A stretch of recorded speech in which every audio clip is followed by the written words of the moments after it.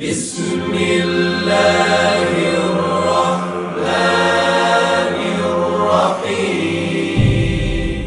ألف لام را، تلك آيات الكتاب المبين.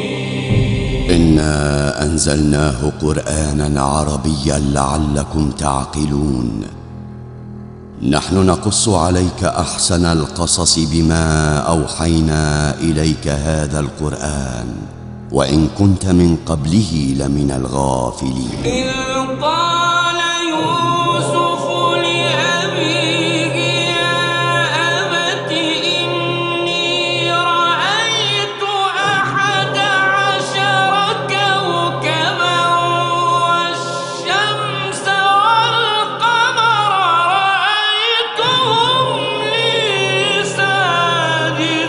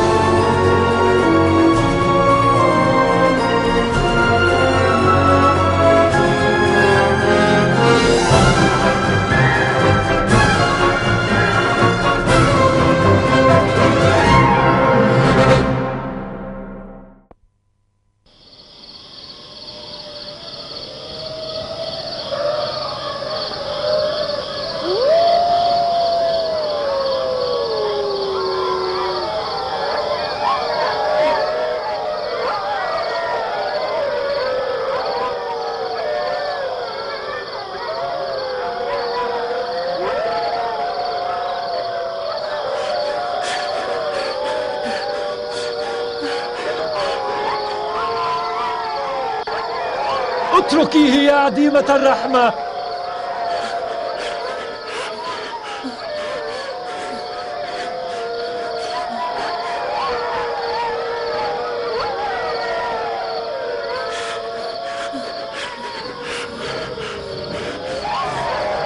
دعيه أيتها الوحوش، ابتعدي عنه، ابتعدي.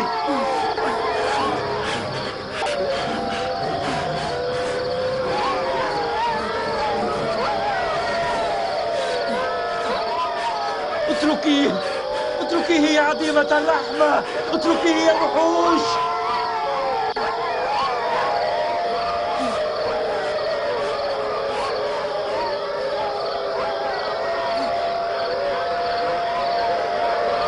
احترس يا صغيري، احترس، كن حذرا يا بني.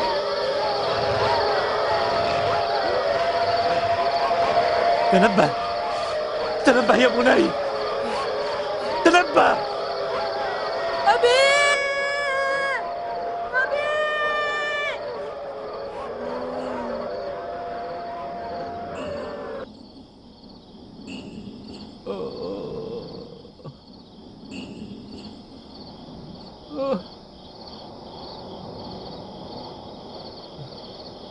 إليك عنه، لا تؤذيه، لا تؤذيه. سيدي يعقوب، استيقظ، استيقظ سيدي يعقوب. ما الذي جرى يا نبي الله؟ حلمت بما هو مزعج؟ سمعت صوتك وأنا في الحجرة المجاورة. بلى، كان حلما أشبه بكابوس.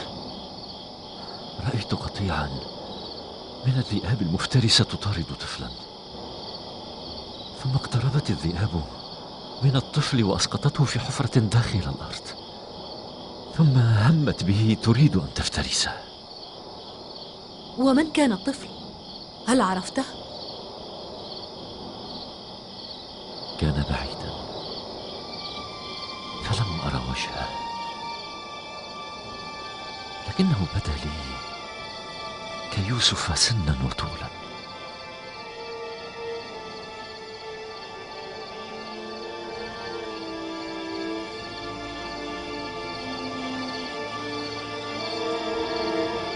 لا شك أن نبي الله يعلم تفسير هذه الرؤيا، وإلا لما بان عليه القلق.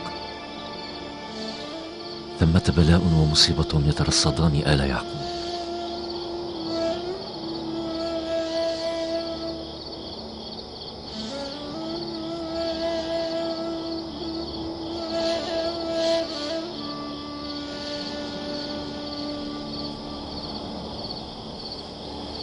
معاذ الله أن يطلب السوء لأحد من عباده، لكنهم بعض عباده الذين يصغرون للشيطان فيحفرون الحفر للإيقاع بإخوانهم.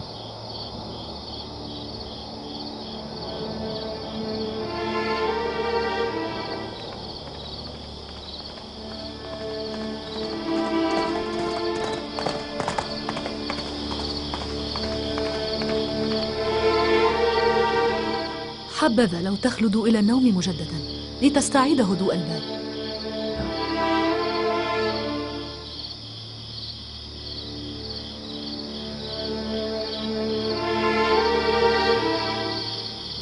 اللهم ربي إني ألتجئ إليك.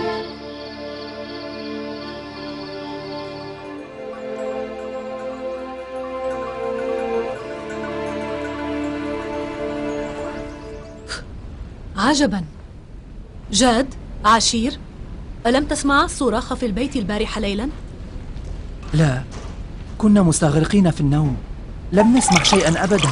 لعلي استيقظت لبرهة لكنني لم أسمع شيئا.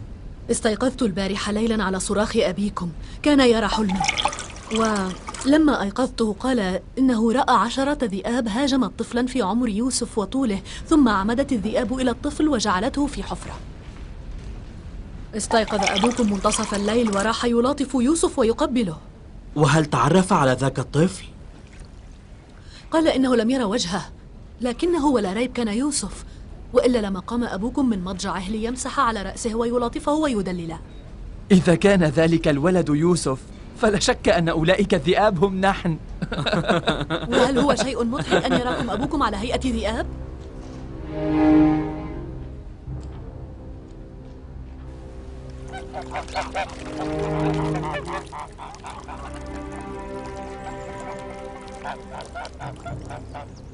أخبرني يعقوب أنه رأى في منامه 10 ذئاب تهاجم طفلا يشبه ابنه يوسف، ثم رمت الذئاب بهذا الطفل في جوف الأرض. لا يسوءني سماع هذا. ما الذي أصابك بلها؟ رأى يعقوب أولادنا على هيئة ذئاب، وتقولين أن ذلك لا يسوءك؟ ما أجمل تلك الذئاب التي تفترس يوسف. يتوجب على أولادنا أن يتحركوا، عليهم المبادرة.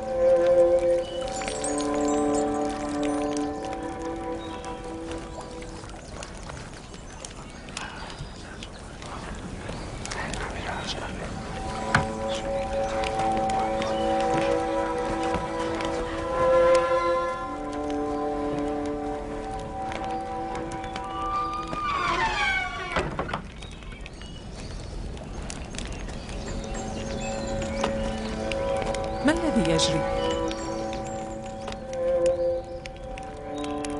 أنا أعلم بالذي يجري.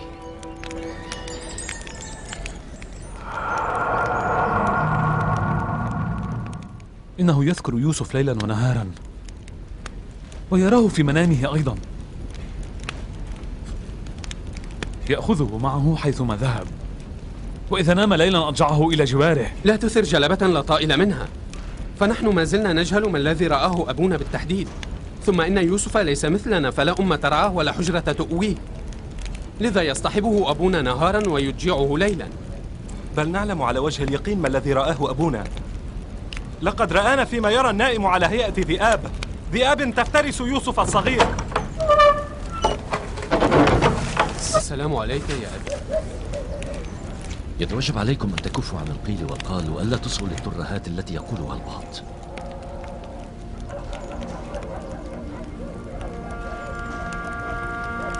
لقد قالت أمي إنك رأيتنا في منامك على هيئة ذئاب تهاجم يوسف لتفترسه ليس هكذا.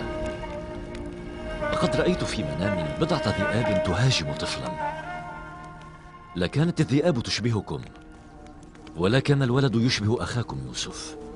لم أتمكن أساسا من رؤية وجه الولد في منامي. 10 ذئاب ونحن أيضا 10 بنين.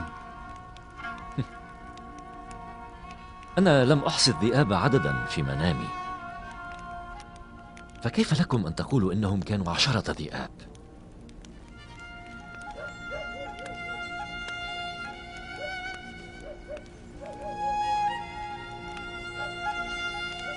أنا أحبكم جميعا فردا فردا،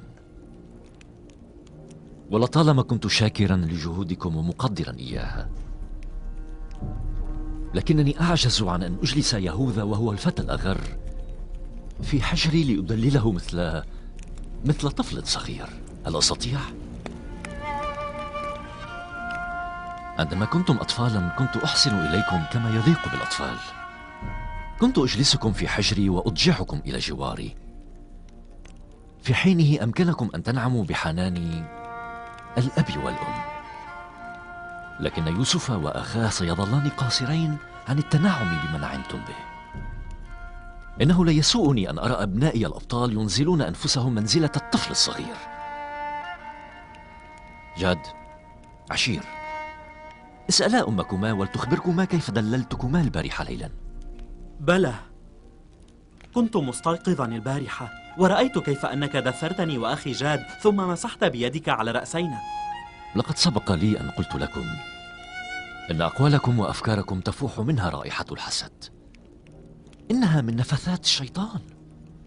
لا تسمحوا للنمامين والمغردين أن يضرموا نار الحسد والنميمة في قلوبكم يا أولادي. أبي، نحن نحب أن يلعب يوسف معنا، فلما لا تسمح لنا بذلك؟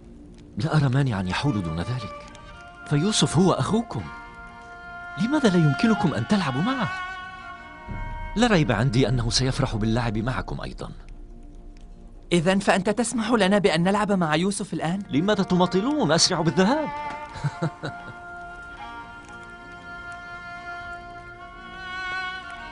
ألا تريدون أن تخرجوا قطيع الأغنام إلى الصحراء؟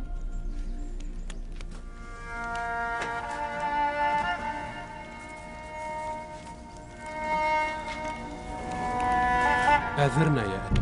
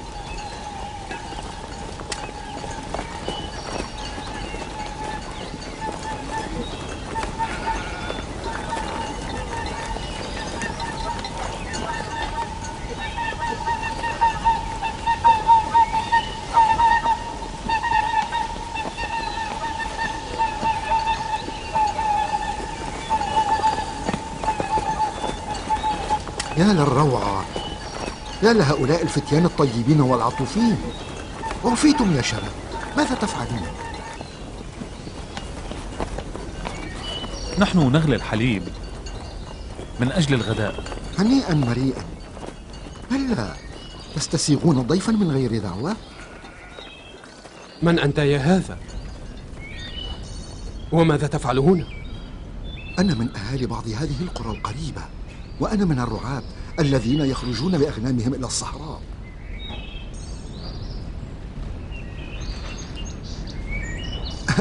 ولكن ما الذي أصابكم؟ يبدو لي أنكم لستم مسرورين لدخولي عليكم. ولماذا نسر؟ أنت محق فيما تقول، فلا أحد يسر لدخول الغرباء عليه، لكنني أصدقكم القول إنني جئت إلى هذه الناحية لأجلكم. لقد استبد بي الشوق للقائكم. وهل تراك تعرفنا؟ بلى، فجميع سكان هذه الناحية يعرفون أولاد يعقوب النبي. إذا لما ذهلت عندما رأيتنا؟ لأنني أبصرتكم في منامي. هل تصدقون ذلك؟ أمس أبصرتكم في منامي واليوم رأيتكم أمامي. أليس هذا غريبا؟ يسرنا أن نسمع. حدثنا عما رأيته.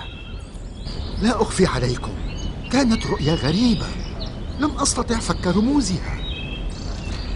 رأيت أنكم 10 إخوة تحملون عرشا مزينا يعتليه طفل صغير، كأنما أنتم جميعا عبيده وهو سيدكم. ثم رأيت الطفل إياه يركب عربة وأنتم 10 بمثابة أحصنة تجرونها، ورأيته أيضا يجلس على كرسي واسع وقد عمد إليكم أنتم 10 وقيدكم بالسلاسل والحديد.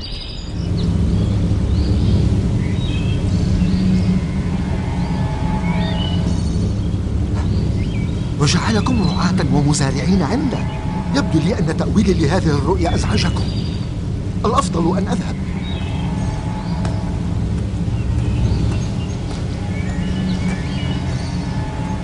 ما أقبح وجهه وما أنتن رائحته. أجل.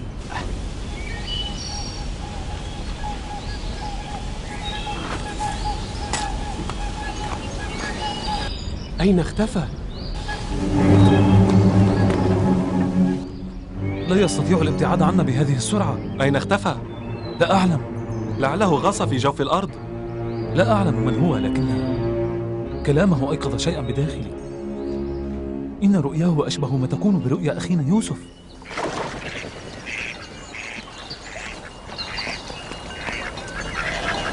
السلام عليك يا أبي. وعليكم السلام يا عزة. السلام عليك يا أبي. السلام على أحبائي. السلام عليكم. وعليكم السلام. السلام عليكم. السلام عليكم.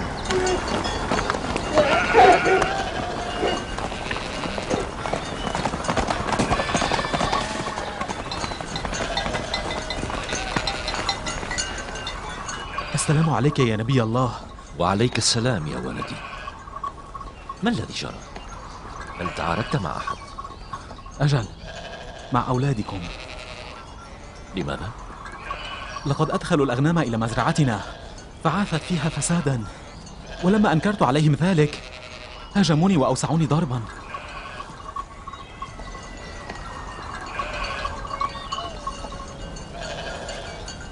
يهوذا، شمعون، لاوي، تعالوا.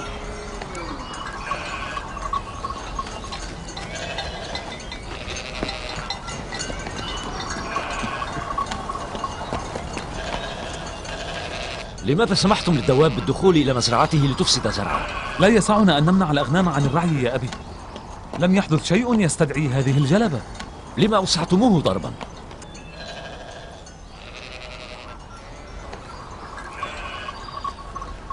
يحق لك أن تقتص منهم. يا نبي الله، لقد عفوت عنهم، ولكن قل لهم ألا يسوقوا قطيعهم ليرعى في مزرعتنا بعد اليوم. قالوا لي نحن أهل كنعان نفعل ما يحلو لنا ونسوق الأغنام لترعى حيث تشاء.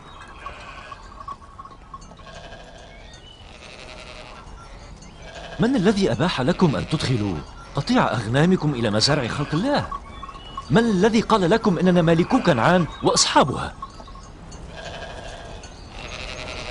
بني، إني أعتذر إليك. أعدك بأن دوابنا لن تعبث في زرعك بعد اليوم، وسأعوض عليك كل الخسارة التي لحقت بمزرعتك. لقد أخطأنا يا أبي، هلا سامحتنا أيها الشاب؟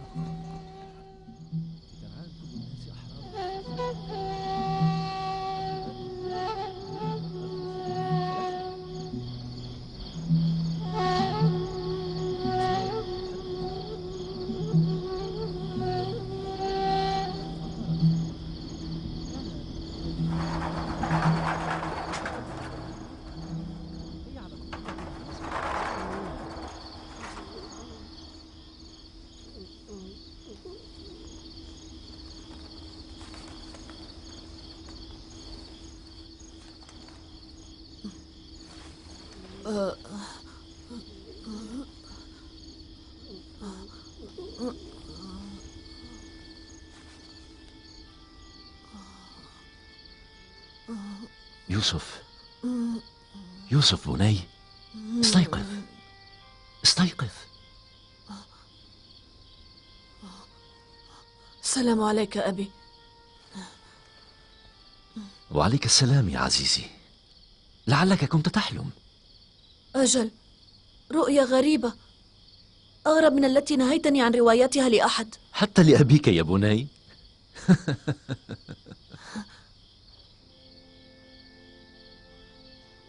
كنا جالسين على مقربة من الأغنام،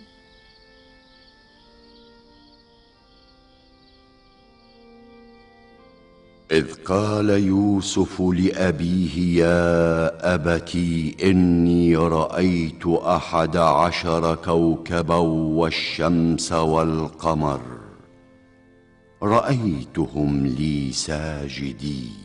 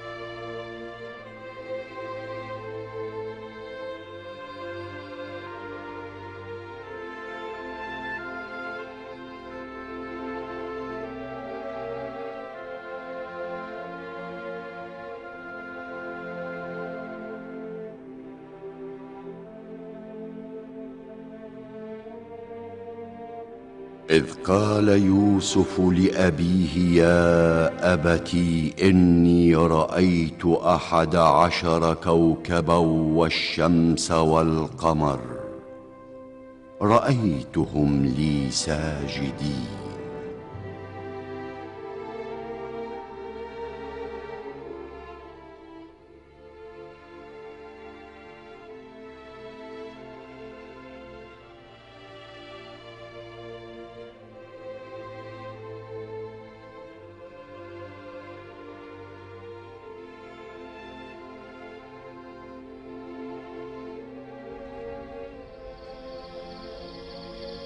كنت أنظر إلى النجوم وإلى الشمس والقمر حينما أيقظتني.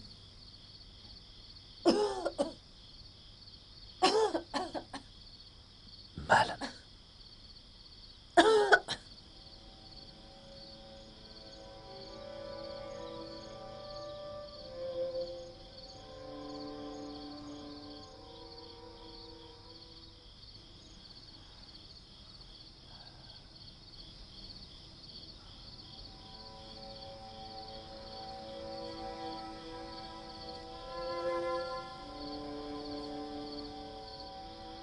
لقد صدق حدسك يا بني.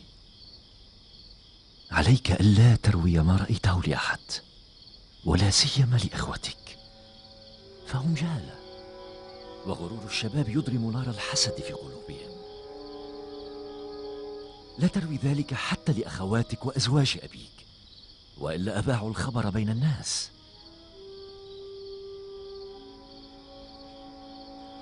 إن الشمس التي ستحني رأسها بين يديك في قابل الأيام ها هي راكعة أمامك، وكذلك سيسجد لك القمر 11 كوكبا في يوم من الأيام. سيأتي يوم تكون فيه سيدا ووجيها بين الناس ووليا من أولياء الله. حينها فقط سوف يسجد أمامك أبواك وجميع أبناء أبيك. وحتى ذلك اليوم لا تقصص رؤياك على أحد، وخصوصا على إخوتك، مخافة أن يتولاهم الحسد فيكيد لك.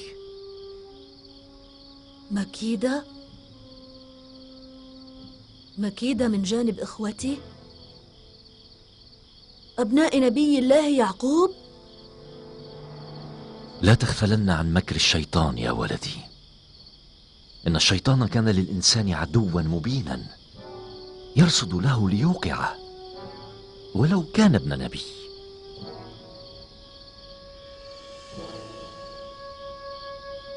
لقد اصطفاك الله تعالى لنفسه وحباك علم تعبير الرؤى وتفسير الأحلام، وسيتم نعمته عليك وعلى آل يعقوب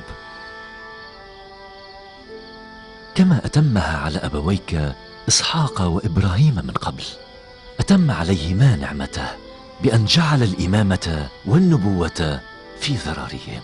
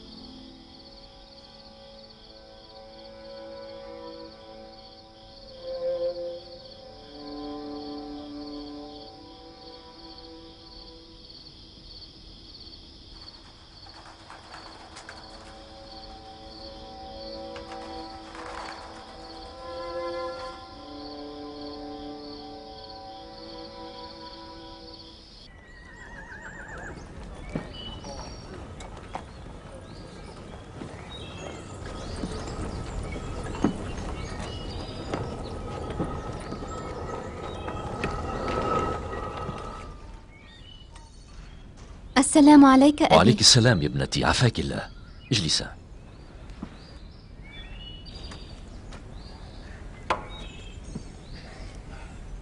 سأجلب لك شيئا من الحنطة.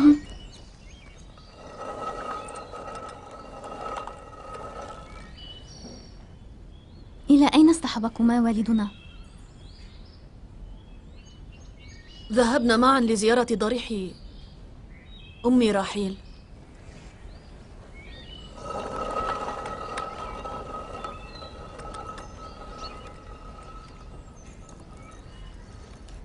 ماذا تريدين؟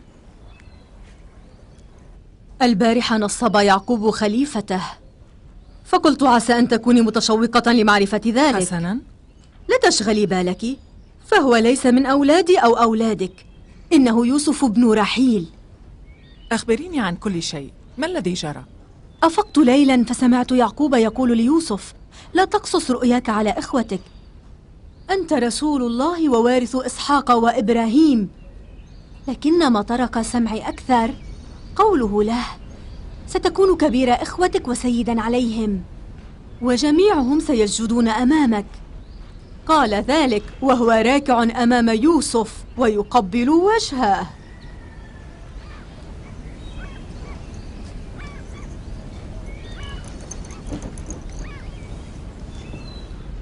لطالما أحببت أن يكون خليفة يعقوب أحد أولادي، ولكن متى قضى الله ورسوله أمرا فسأرضخ لحكمهما. هل حقا تطيقين فكرة أن يكون يوسف سيدا على أبنائك؟ لا حيلة لي، هذه إرادة يعقوب وسأذعن لها، وأنصحكما بأن تحذوا حذوي. لكنني لا أستطيع أن أرضى بأن أعتقد أنه يتوجب علينا أن نذعن. السيدة ليا محقة في قولها. يجب أن ننصاع لإرادة نبي الله يعقوب. أتمنى أن يرضى إخوة يوسف بمن اختاره أبوهم.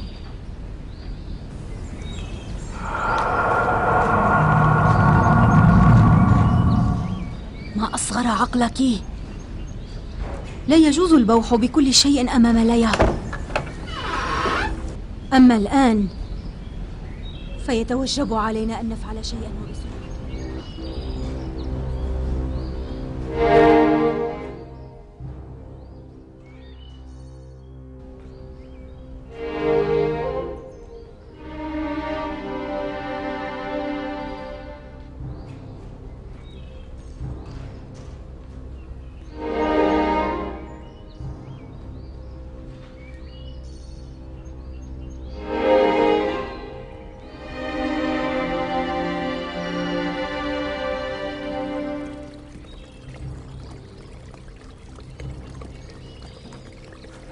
إنه يأخذه معه حيثما ذهب، وإذا نام ليلا حضره يوسف في عالم الرؤيا.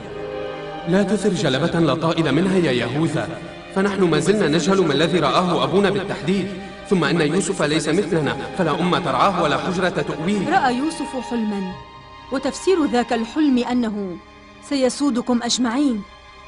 الأمر ليس صعبا، نسأل يوسف. أتظنه سيصارحكم إن كان قد رأى حلما؟ بلى بلى، فيوسف لا يكذب أبدا، سيخبرنا إذا كان حلم بشيء. فلنذهب.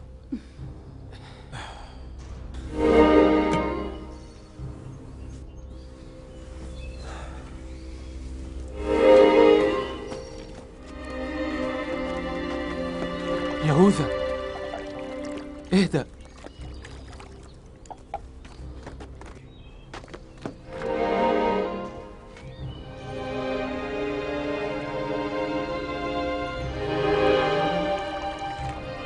يوسف. نعم يا أخي.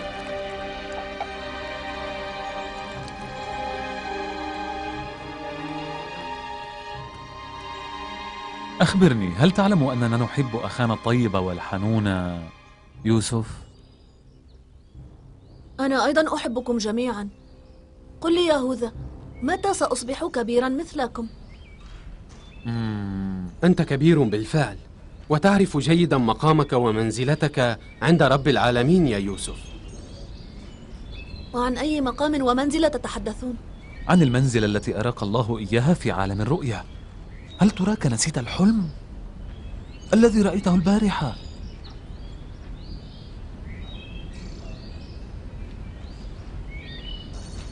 يعجز اللسان عن وصف مدى فرحنا حينما علمنا بأمر الرؤيا التي تعبيرها علو المقام والرفعة لك يا يوسف. هل أخبركم والدنا أنني رأيت حلما؟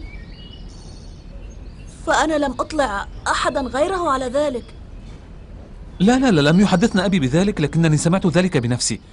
وأنا واقف في باحة الدار سمعت أبانا يطلب إليك ألا تقص رؤياك على أحد، وقال إنك ستكون ذا مقام رفيع في قابل الأيام. وهل ستخبرنا بتفصيل الرؤيا الآن؟ قلت إنك سمعت والدنا يطلب مني ألا أخبر أحدا بالرؤيا. لا ضير في ذلك يوسف، نحن إخوتك وجئنا لنشاطرك هذه الفرحة. أنا أعلم كم تحبونني، ولعلكم لن تستاءوا إذا ما قصصت عليكم تفصيل الرؤيا. مع ذلك لا يسعني أن أعصي أمر أبي. يهوذا، سأخبر أبي أنك حاولت أن تضرب يوسف. كفي عن ذلك دينا، يهوذا لا يريد سوءا بيوسف، غايته أنه غضب واستاء من أخيه الصغير.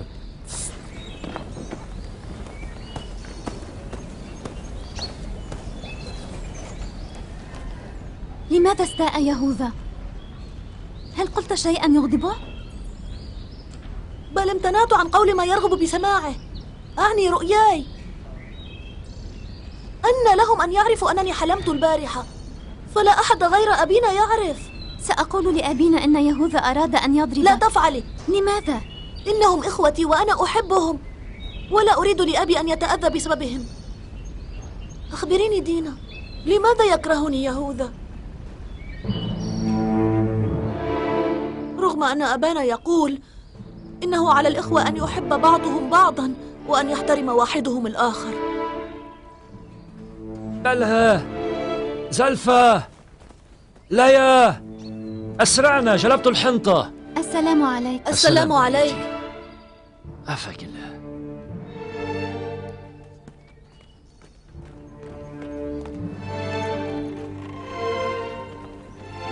سلمت يداك.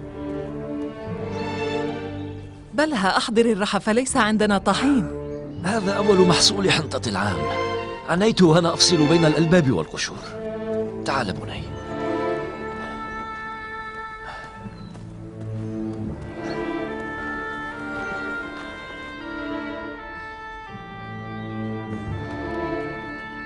أبي، جميع أخوتي يعرفون بشأن الرؤيا. وكيف علموا بذلك؟ لا أعرف، سألوني عن تفصيل الرؤيا، فلما لم أجبهم أغلظوا علي في القول. بلها،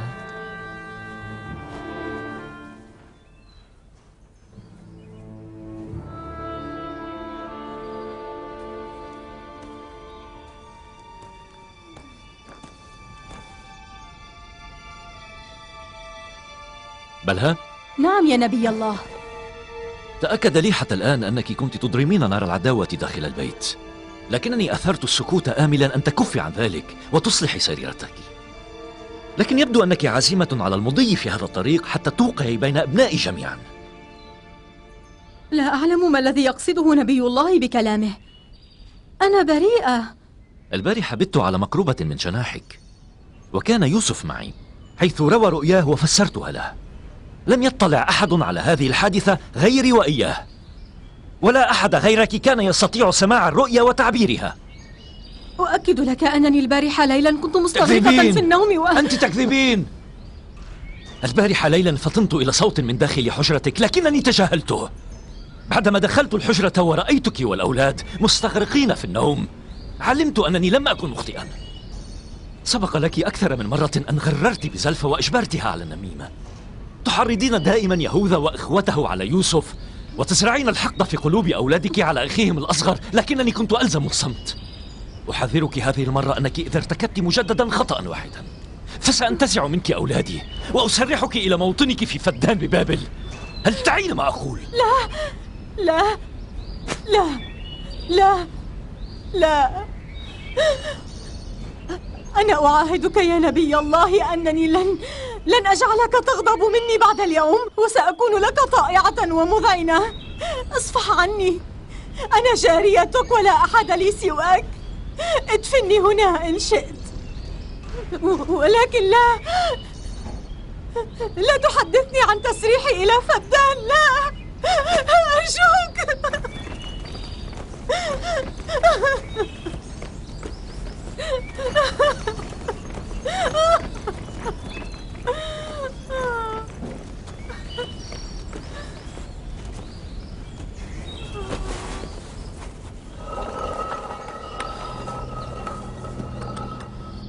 لا شك عندي أن الشمس هي أبونا، والقمر أمنا، وال11 كوكبا هم نحن. لقد أفرط أبونا في تدليل هذا الولد اليتيم والتافه حتى صار يرى نفسه في الرؤيا إلها ونحن عبيده الساجدين له. ليس إخوته فحسب، بل يرى أبويه ساجدين بين يديه. اليوم لن يغادر أحد هذا المكان حتى نحسم الأمر فيما يخصنا ويوسف. أنا أحب جميع أولادي بلا استثناء، لكن تعلقي بيوسف منشأه مقامه عند الله تعالى. أتمنى من كل قلبي أن يعي أولادي هذه الحقيقة، وأن لا يعادوا أخاهم أو يكونوا له الضغائن. ولكن هل حقا يعتقد يوسف أنه أفضل وأحسن من أبوينا، وأنه سيكون سيدا علينا؟ لقد أصبح يوسف يتوهم ويمني نفسه بأشياء، وهذا كله بسبب إقبال أبينا عليه وإفراط أمنا في تدليله. أنا لا أعرف حتى الآن لماذا يفضل أبونا يوسف علينا كلنا. هل ترانا لا نملك شيئا يملكه هو؟ نحن نتكفل بجميع أعمال البيت وشؤون العائلة. نزرع ونحصد الزرع ونحمل مسؤولية رعاية قطيع الأغنام والحفاظ عليه من براثن الذئاب. نؤمن الماء والطعام، نحرس الأغنام، ننظف الحظائر ونمسح فضلات الدواب، وهذا كل ما نتلقاه. نتحمل كل هذه الأعباء، وفي المقابل يمنح أبوانا كل حبهما وحنانهما ليوسف.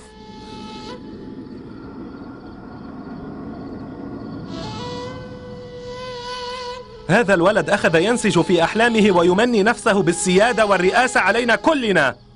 منذ أن فتح يوسف عينيه على هذه الدنيا تمكن من أن يستقطب جميع الأنظار وأن يستحوذ كل الحنان. أرى أن أبانا في ضلال مبين. هو يتحمل وزر كل هذه الأخطاء، لكنني لن أسكت أبدا، ولن أقبل بأن أصير عبدا لابن راحيل. ونحن أيضا لن نرضى، ولكن ما عسانا نفعل؟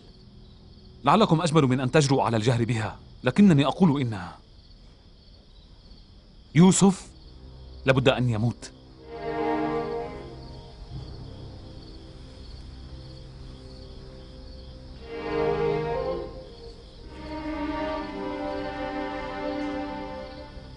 كلماتك بمنتهى الخطورة، فلا تستسهل التلفظ بها.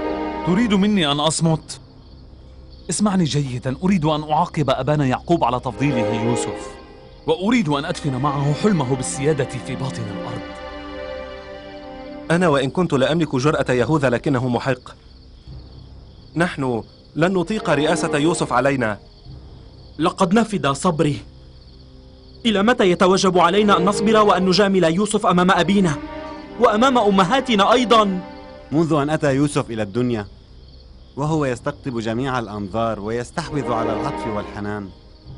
أحذركم يا إخوتي من أن قتل الأخ وعصيان الأب ذنب عظيم، ويستتبع ولا ريب أن نعذب في نار جهنم. حسبت حساب هذه أيضا، التوبة. سنسأل الله الصفح والمغفرة بعد أن تمضي بضعة أيام على قتل يوسف، والله تعالى غفور رحيم وسيغفر لنا. هذه حال جميع العصاة، نقترف الذنب ونرتكب الخطيئة ثم نتوب لاحقا إلى الله. نحن سوف نتوب وسنعمل على إصلاح أنفسنا بعدما نفرغ من قتل يوسف ونفوز بحب أبينا. صدقني يا لاوي. أجل. وماذا لو سلبنا الله تعالى القدرة على التوبة؟ فإن فرصة التوبة لا تتاح دائما للعاصين، وإذا لم نوفق في التوبة سنصبح ملعونين حتى قيام الساعة، وسيظل هذا العار يطاردنا عبر الأجيال بأن عمدت عصبة من أولاد الأنبياء إلى تلطيخ أيديهم بدم أخيهم. أؤيد كلامه، لكنه لا يحل الأمر إلا إذا اقترح علينا طريقة أفضل من طريقة يهوذا للتعامل مع يوسف. ما أسهل أن تلعب دور المخالف وأن تتقمص رداء المتقين. هيا أعطنا حلا لهذا الموضوع. أولسنا نبغي تنبيه الوالد والفوز بعطفه علينا؟ حسنا، هذا بديهي، فنحن نرمي إلى أن يحبنا أبونا لا غير. إذن يا إخوتي، افعلوا شيئا لكي لا تقع عينا أبينا على يوسف. أبعدوه عن أبينا، وبعد فترة من الزمن سينسى أبونا يوسف الصغير ويقبل علينا نحن. هذا أمر غير ممكن، فأبونا لا يبعد يوسف عن ناظريه. إذن تعالوا لنفكر في المسألة. فلنتفق أولا على استبعاد خيار قتل أخينا يوسف، وبعد ذلك نبحث عن الطريقة المثلى لنفرق بين يوسف وأبيه.